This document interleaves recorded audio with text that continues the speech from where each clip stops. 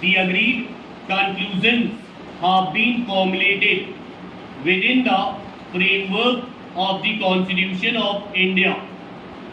The constitutional relationship between the state of Jammu and Kashmir and the Union will continue as it has been, and the extension of further provisions of the Constitution to the state will continue to be governed by the procedure prescribed in Article 370.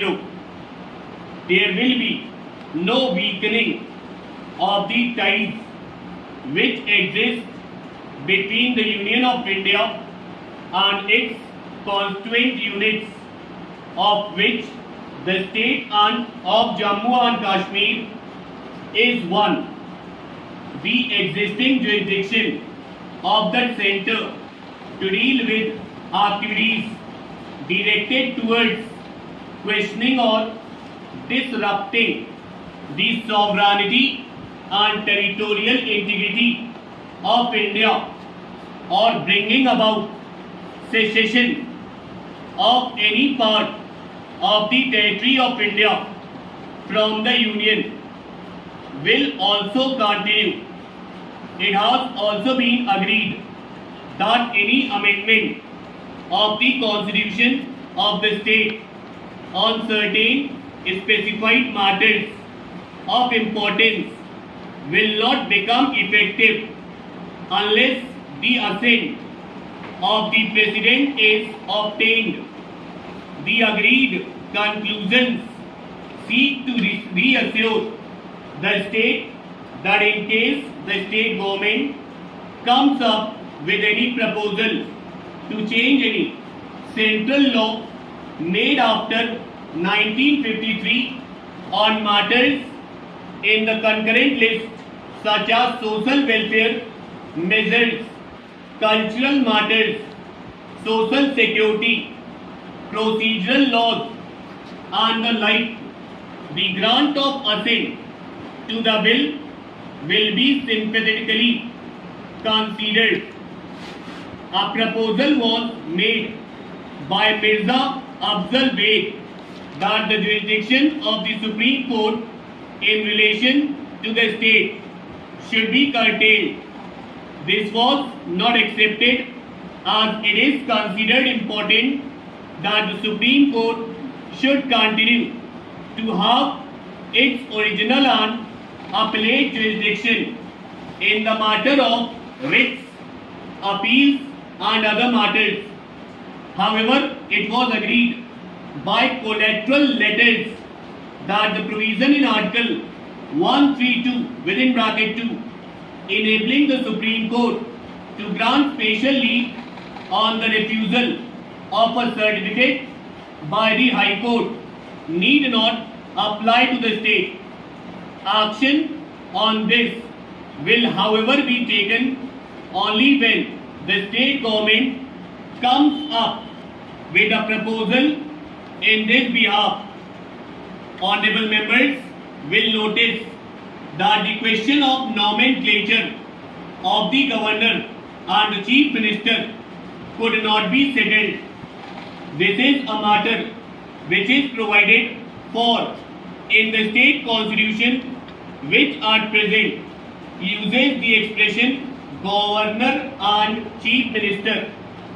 A change in the nomenclature can be made only by amendment of the state constitution by the state legislature. So far as the chief minister is concerned, there should be no objection to the adoption of the designation prime minister in the state if the legislature of the state of Jammu and Kashmir amends its constitution accordingly. Until this is done, the present designation would continue. But, sir, another point which is very important is about the promises given by the railways at the time of strike. A large number of people when the interests of the nation were in danger, staked their lives, they were on duty. Many were assaulted. At that time, a promise was given that their children or their dependents will get priority in employment. But instead of that, after the strike was over, many of them were assaulted. I would like to know from the Honorable Minister what happened to the promises given by him to the employees who were on duty, who staked their lives. How many people and how many of their dependents have been given jobs in the last 1 year? If the promises given to them at a crucial time are not fulfilled, the government will lose its credibility and the workers will not be able to do their duty properly and faithfully. But I would also ask, why should the government or the railway administration feel shy in applying the Industrial Disputes Act to its employees? No reference has been made to it. Not a single question is referred for adjudication to the Industrial Tribunal or any machinery under the industrial law. Railways being the biggest transport industry, they should accept as a norm of industrial relations that their problems will also be referred to adjudication machinery available in our country. Small things like termination or suspension may not be very big or important from the railway administration point of view, but it is of vital importance to the individual employee who is suspended for months and years together and does not get any redress. He has to rely upon the mercy of the deciding authorities. It may take 1 or 2 years. In the state from which I come, under the Bombay Industrial Relations Act, if a man is terminated from service or dismissed, he can go to the labor court and his grievance can be looked into within 3 months. If it is found that he has been wrongly dismissed, he can be reinstated. This is a great deterrent for officers acting arbitrarily.